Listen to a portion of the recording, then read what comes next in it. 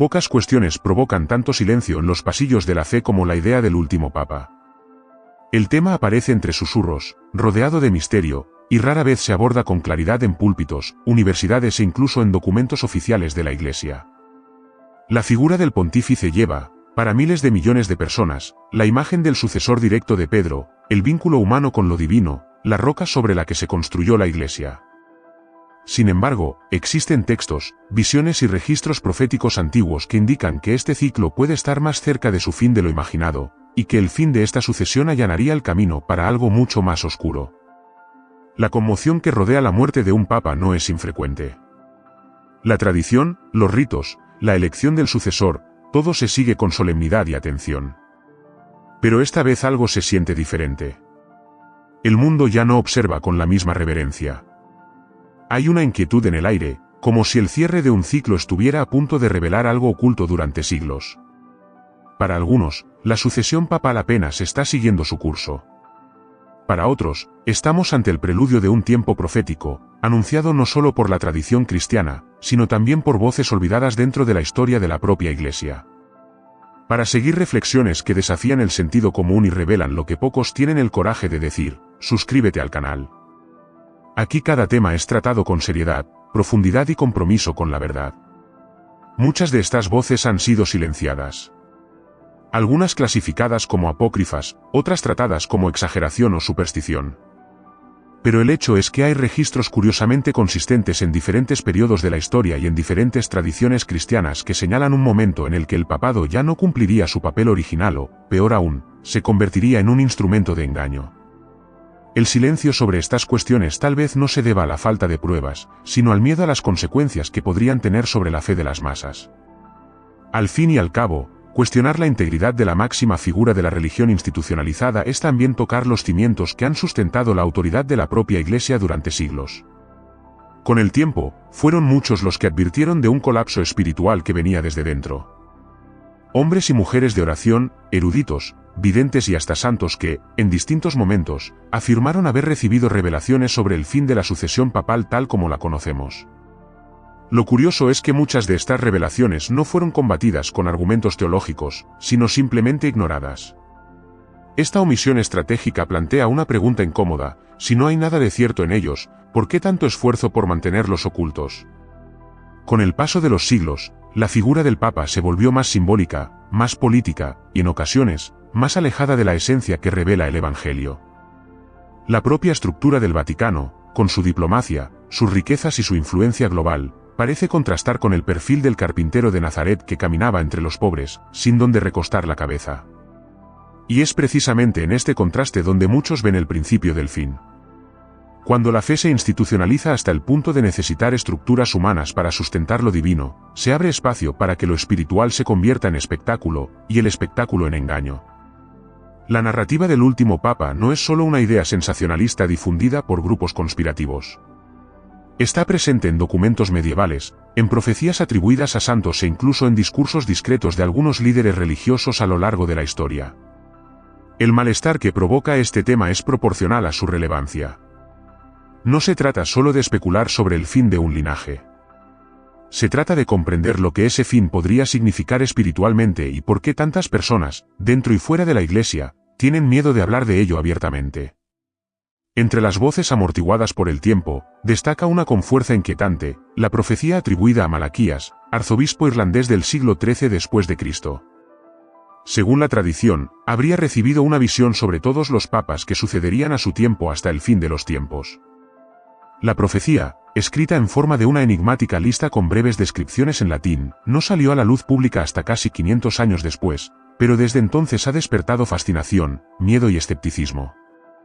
Cada lema de la lista corresponde a un papa específico, y muchos estudiosos, incluso escépticos, se sorprenden por la precisión simbólica de algunas de estas descripciones. Un papa asociado con el Sol, por ejemplo, habría nacido durante un eclipse. Otro, descrito como de la media luna, fue elegido en medio de un raro ciclo lunar. Los defensores de la autenticidad de la profecía afirman que estos detalles no pueden ser coincidencias.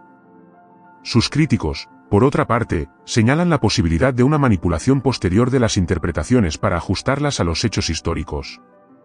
Pero, independientemente de la postura adoptada, es innegable que la lista termina abrupta y misteriosamente con un apellido, Pedro el Romano, Pedro el Romano. Según el texto, este último papa enfrentaría una gran tribulación espiritual, y durante su pontificado, la ciudad de las 7 colinas, una clara referencia a Roma, sería destruida y el juez supremo juzgaría al pueblo. La frase final de la profecía no habla de sucesión, continuidad o restauración. Habla del final. Silencio. Juicio. Esta falta de esperanza institucional al final de la lista es inquietante precisamente porque contrasta con siglos de tradición que siempre han apuntado a la permanencia de la Iglesia hasta el fin de los tiempos. ¿Qué pasa si la estructura permanece, pero el espíritu que la habitaba ya no está presente? Algunos señalan que el lema anterior al de Pedro el Romano hacía referencia a un papa vinculado al olivo, un símbolo asociado tanto con la paz como con la tribu sacerdotal de Leví. Curiosamente, este lema precede directamente a la llegada del que sería el último. Entre los intérpretes de la profecía, hay quienes sugieren que esta transición entre ambos no sería clara, y que el último pontífice podría emerger como alguien fuera del patrón tradicional, alguien que no solo gobierna, sino que transforma radicalmente el papel del papado. También hay un detalle inquietante. La tradición católica entiende que el Papa es el vicario de Cristo, es decir, quien ocupa el papel de Cristo en la tierra. La idea misma de que un último papa se convierta en una figura de la apostasía, o sirva como instrumento para la llegada de un engaño espiritual global, plantea una pregunta crucial: ¿hasta qué punto se puede preservar la institución cuando su esencia está corrompida? Si quien debería señalar la verdad comienza a promover un evangelio falso, ¿aún es posible decir que la Iglesia permanece? Esta tensión entre el símbolo y su verdad interior está en el centro de la profecía de Malaquías. Y aunque la Iglesia nunca ha reconocido oficialmente la autenticidad de esta revelación, tampoco ha hecho grandes esfuerzos por desacreditarla. Hay un malestar silencioso, una aceptación tácita de que hay elementos que van más allá de la simple superstición. La figura de Pedro el Romano permanece como una sombra a las puertas del futuro. Puede ser literal, simbólico o incluso espiritual, pero su aparición conlleva un peso escatológico que es difícil de ignorar. Algunos estudiosos sugieren que este último líder no solo pondría fin a la sucesión, sino que también desempeñaría un papel crucial en acontecimientos proféticos más amplios. No como un héroe de fe, sino como alguien cuya presencia señala el final de un ciclo y la llegada de una era de oscuridad religiosa, disfrazada de luz. Y, en esta oscuridad, la figura del anticristo comienza a adquirir contornos más claros, no como una caricatura del mal absoluto, sino como alguien profundamente arraigado en estructuras religiosas y políticas legítimas. Alguien que seduce más por la apariencia de santidad que por la imposición del terror. La figura del anticristo, a menudo distorsionada por representaciones caricaturizadas o fantasiosas, emerge en las escrituras con una complejidad que desafía las definiciones simplistas. Lejos de ser simplemente un personaje malvado con intenciones visiblemente destructivas, su esencia radica en el engaño sutil, en la sustitución de la verdad por una apariencia de piedad. El peligro del anticristo no reside solo en su presencia, sino en el entorno que lo acoge, un escenario construido a lo largo de los siglos, donde la verdad se vuelve relativa y lo sagrado se vuelve negociable. Al contrario de lo que muchos imaginan, la palabra anticristo no aparece en el Apocalipsis, sino en las cartas de Juan. Allí se le describe como el que niega que Jesús haya venido en carne, como el mentiroso, el engañador. Pero Juan no habla de un solo individuo. Afirma que han surgido muchos anticristos, sugiriendo que el espíritu de engaño es recurrente en la historia, aunque en algún momento tomará forma definitiva en una figura que ejercerá gran influencia. Este último personaje, también mencionado por Pablo en su segunda carta a los tesalonicenses, es descrito como el hombre de pecado, aquel que se exalta por encima de todo lo que se llama Dios, incluso sentado en el templo, queriendo parecer divino. Lo que hace que esta figura sea aún más peligrosa es su capacidad para operar desde un espacio considerado sagrado. No emerge de los márgenes de la sociedad como un rebelde visible, sino que se presenta en el centro de la religiosidad institucional. Es respetado, escuchado, venerado. Y es precisamente esta proximidad a lo que se considera santo lo que lo hace casi imperceptible. Su discurso, lejos de ser abiertamente malvado, parece traer paz, unidad y progreso. Pero en esencia, aleja los corazones de las personas de la verdad eterna hacia una fe centrada en el hombre y en el sistema, en la falsa seguridad de una espiritualidad sin cruz. La profecía de Pablo describe a este personaje como alguien cuya venida estará acompañada de señales, prodigios y prodigios engañosos. Pero estas manifestaciones no pretenden construir una fe verdadera, sino más bien legitimar el engaño. La mentira se vuelve convincente porque viene vestida de espiritualidad. No se trata de una ruptura con la religión, sino de su adulteración. Una fe corrupta, mantenida viva por rituales y símbolos, pero desconectada de la verdad revelada por Dios. Hay un aspecto aún más profundo: el anticristo no se presenta solo como oponente de Cristo, sino como su sustituto. No combate directamente la figura de Jesús, sino que ofrece una versión distorsionada, más apetecible, menos exigente, más inclusiva según los estándares humanos. Y aquí es donde su influencia se vuelve casi irresistible para una generación acostumbrada a espiritualizar sus propios deseos. Ofrece el camino ancho disfrazado de luz, la salvación sin arrepentimiento, la comunión sin renuncia. En lugar de la cruz, consuelo. En lugar de verdad, consenso. Esta figura gana espacio precisamente allí donde la fe se ha vaciado de su esencia. Cuando la verdad deja de ser absoluta y el amor se convierte en solo un sentimiento superficial, el engaño encuentra terreno fértil. No hay necesidad de persecución directa cuando hay conformidad disfrazada de espiritualidad.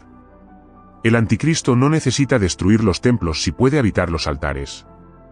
Su mayor activo es la ilusión de que todo está bien, mientras el corazón de la gente está lejos de Dios.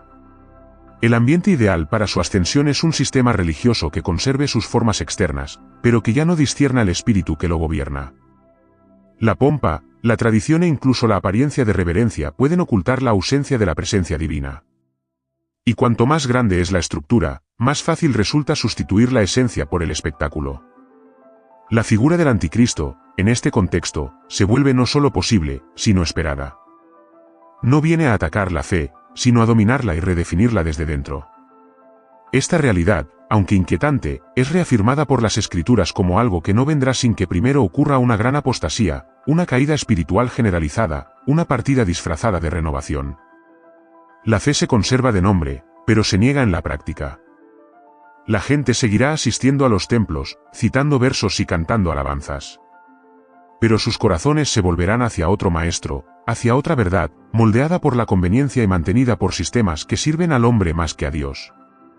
La ausencia de verdad rara vez se presenta como un vacío explícito. La mayoría de las veces es reemplazado por versiones cuidadosamente moldeadas de lo que alguna vez fue auténtico. Dentro de las instituciones religiosas, este reemplazo se produce casi imperceptiblemente, protegidos por tradiciones y sostenidos por estructuras que, a primera vista, todavía tienen apariencia de santidad.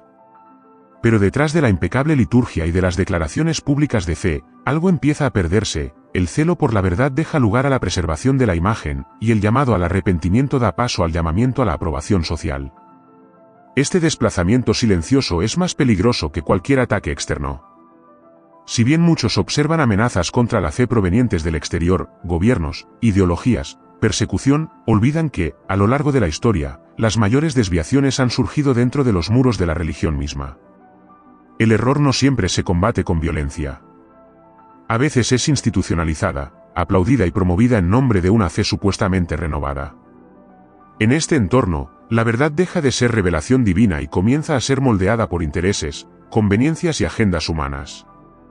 La historia de la Iglesia está marcada por momentos en los que el mantenimiento del poder hablaba más que la fidelidad al Evangelio. En diferentes periodos, los líderes religiosos utilizaron la autoridad espiritual para legitimar guerras, manipular conciencias, enriquecer sistemas y silenciar la disidencia. Pero lo que hace aún más grave esta realidad es la forma en que estas desviaciones son, en muchos casos, olvidadas o minimizadas por las generaciones posteriores. La memoria de la institución es selectiva. Lo que amenaza la imagen construida a lo largo de los siglos se deja de lado, como si nunca hubiera existido. En este contexto, no es difícil entender por qué ciertos temas permanecen ocultos. Profecías que apuntan al juicio de Dios sobre el liderazgo religioso mismo, textos que advierten sobre la apostasía dentro del templo, revelaciones que cuestionan la integridad de las estructuras eclesiásticas, todos ellos son tratados con silencio o desdén. La resistencia no es solo teológica. Es institucional. Admitir estas posibilidades sería reconocer que el sistema puede fallar y que no todo lo que lleva el nombre de Dios está, de hecho, conforme a su voluntad. Incluso existen registros históricos de concilios y asambleas que omitieron, censuraron o reinterpretaron textos considerados inconvenientes. Los manuscritos fueron encerrados en archivos secretos, los testimonios fueron desacreditados y las versiones oficiales de la historia fueron cuidadosamente editadas para mantener la imagen de infalibilidad. Este control sobre la narrativa no es exclusivo de una época. Se repite en distintas épocas, con distintas formas, pero con la misma motivación: proteger la estructura, incluso a costa de la verdad. Es precisamente en este terreno donde la fe se ha vuelto institucional y la autoridad se confunde con el poder humano, donde el espíritu de engaño encuentra espacio para crecer. No se trata de una persecución abierta de la fe, sino de una deformación progresiva de sus fundamentos. Y cuanto más se acepta como normal esta deformación, más difícil resulta discernir el error. Una mentira, cuando se repite lo suficiente, toma la forma de dogma. Y cuando se les cuestiona, el cuestionamiento en sí se ve como una amenaza, herejía o rebelión. La gran ironía es que muchos de los que resistirían frontalmente un ataque externo a la fe son los mismos que, sin darse cuenta, ya se han rendido a un sistema que ha corrompido la verdad de adentro hacia afuera. Es posible asistir a iglesias, citar versículos, usar un lenguaje piadoso y aún así caminar en la oscuridad, si el corazón está sujeto a una estructura que prioriza la apariencia sobre la esencia. Es en este ambiente donde el anticristo encuentra un terreno fértil, no donde hay un rechazo explícito de la fe, sino donde hay una fe desfigurada, domesticada y convertida en herramienta de influencia. La espiritualidad superficial, revestida de formalidad religiosa, produce una generación incapaz de discernir lo verdadero de lo falso. La ausencia de confrontación con la verdad bíblica alimenta un tipo de fe que no transforma, solo acomoda. Y en este proceso, las profecías que deberían despertar miedo y vigilancia son ignoradas o ridiculizadas. La alerta se vuelve incómoda. La verdad, inconveniente. La llamada a la santidad, excesiva. Y la figura del propio Cristo, en muchos discursos, es sustituida por una versión adaptada a las exigencias de la cultura. La sustitución de la verdad por una ilusión bien presentada no se produce de forma abrupta. Se construye con el tiempo, con pequeños ajustes, desviaciones casi imperceptibles, hasta que el escenario está maduro para la entrada de algo completamente diferente, pero revestido de una apariencia familiar. La religiosidad, cuando se vacía de verdad, se convierte en un campo fértil para el surgimiento de figuras que no solo distorsionan la fe, sino que se presentan como sus legítimos representantes. Es en este escenario donde surgen los falsos cristos, no necesariamente hombres que se autodenominan mesías, sino líderes carismáticos que encarnan una versión falsificada de lo que debería ser el modelo de Cristo. Estas cifras no tienen por qué ser abiertamente heréticas. Por el contrario, muchos tienen una apariencia de piedad, habla refinada, lenguaje bíblico e incluso un tipo de celo que, a primera vista, suena legítimo. Pero sus acciones revelan otra intención. No señalan la cruz, sino a sí mismos. No anuncian arrepentimiento, sino autoafirmación. Son los arquitectos de una espiritualidad centrada en el hombre, sus emociones y sus logros, no en Dios y su soberanía. Y por eso atraen multitudes. En un mundo cansado de verdades absolutas y ávido de experiencias sensoriales, estas voces ofrecen exactamente lo que quieres escuchar. Hay algo aún más sutil en juego.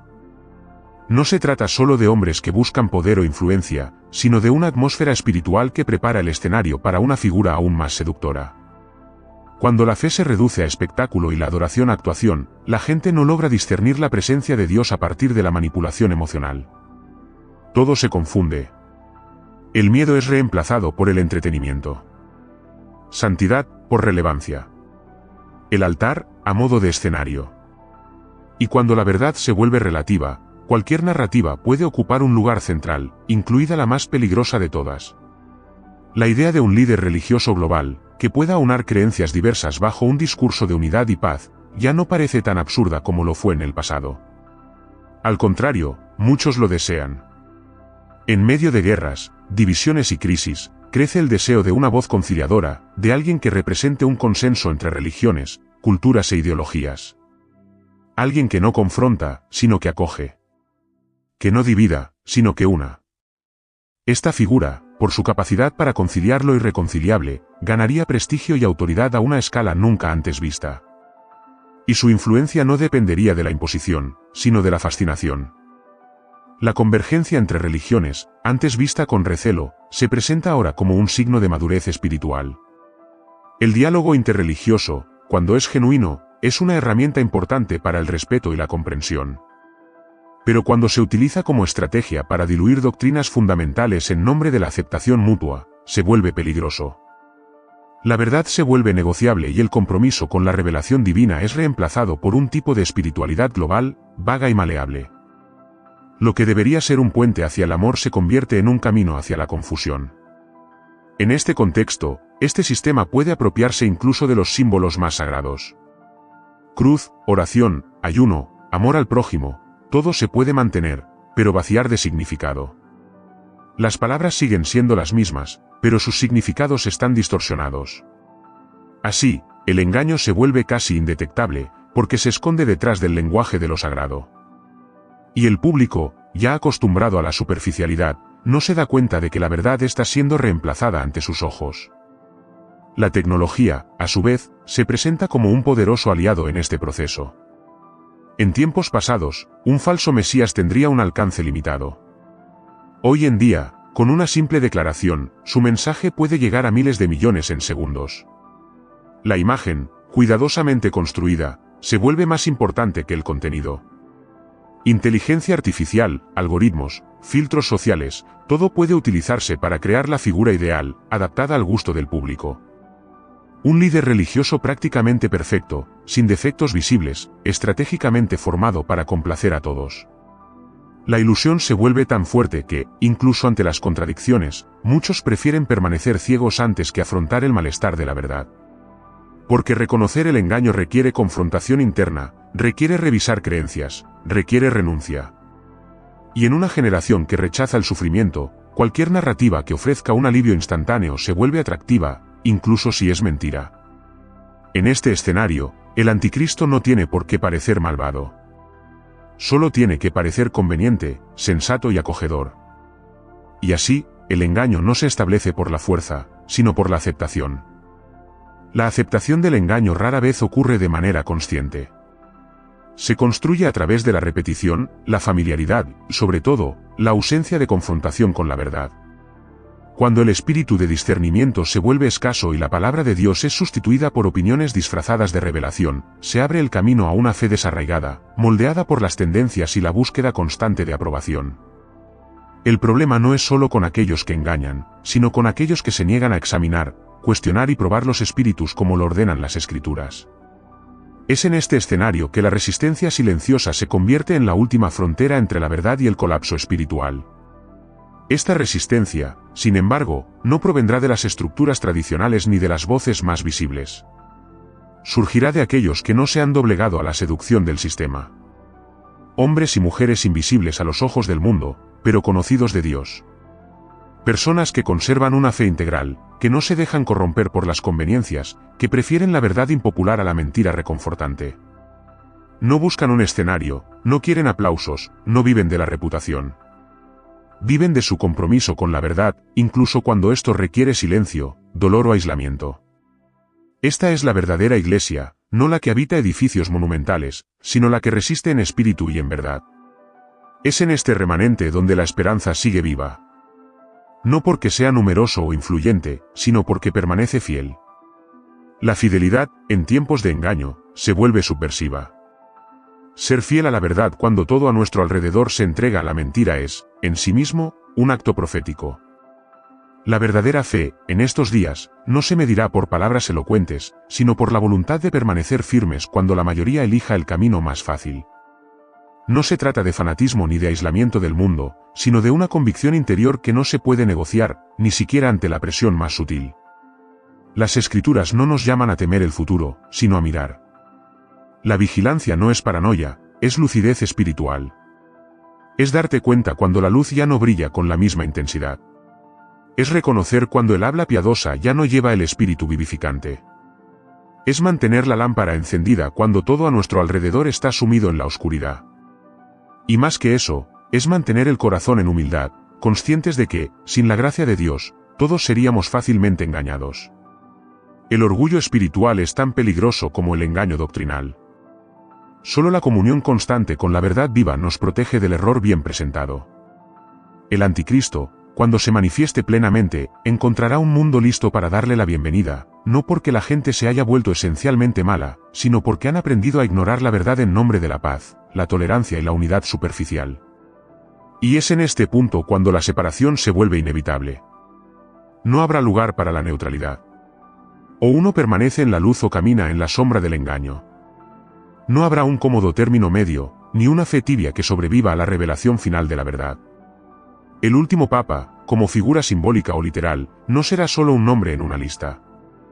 Marcará una transición espiritual decisiva. Si es uno que pone fin al linaje visible de la autoridad religiosa, también será una señal de que el tiempo de la fe institucionalizada ha llegado a su límite. Y si, como advierten algunos estudiosos, esta figura está involucrada en un proyecto más amplio de unificación religiosa bajo una nueva doctrina global, entonces su influencia no solo será eclesiástica, sino también profética, en el sentido más trágico del término. La Iglesia, en su forma más pura, nunca ha dependido de estructuras. Floreció en las catacumbas, resistió en las cárceles, sobrevivió en los desiertos. Se fortalece en la debilidad y crece en la adversidad. Lo que lo define no es su visibilidad, sino su lealtad. Y en los tiempos venideros, esta lealtad se pondrá a prueba intensamente. Ser cristiano ya no será una identidad cultural y volverá a ser una elección que cuesta algo.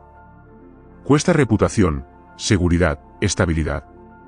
Pero aquellos que se mantengan firmes hasta el fin encontrarán lo que no puede corromperse, la comunión con aquel que es la verdad, incluso cuando todas las apariencias digan lo contrario. Nada de esto es motivo para desesperarse. Al contrario, es una llamada de atención. Una invitación a la vigilancia, a la búsqueda sincera del discernimiento, al rechazo de la apariencia en favor de la esencia. El último tiempo no será superado por discursos apasionados, sino por vidas alineadas con la palabra, que no se dobleguen ante el engaño, incluso cuando ésta se presente con rostro piadoso y lenguaje bíblico. La victoria de la verdad no será pública, sino eterna. Si has llegado hasta aquí es porque valoras las reflexiones profundas y buscas comprender temas que no siempre se tratan con claridad. Esta conversación está lejos de terminar. Hay muchas otras cuestiones que deben abordarse con seriedad y valentía, y en el próximo vídeo continuaremos en la misma línea, abordando verdades que ya no se pueden ignorar. Así que suscríbete al canal para no perderte el próximo contenido. Activa las notificaciones, deja tu comentario con tu opinión sobre todo esto y comparte con quienes también necesitan pensar en estos temas. Y si este vídeo te hizo pensar, un me gusta es una forma sencilla de apoyar este trabajo y ayudar a difundir este mensaje a más personas. Nos vemos la próxima vez. Hasta entonces.